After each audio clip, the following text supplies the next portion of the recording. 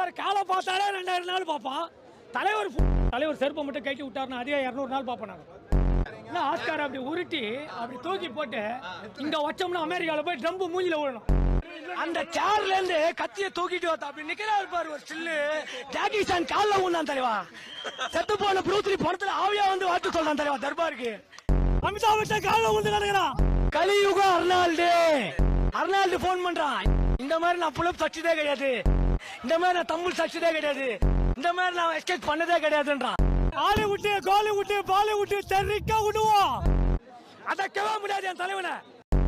படம் இல்ல மக்களுக்கு ஒரு பாடம். அவங்க நாட்டு கொடியை குத்தி கூடாது நெஞ்சில.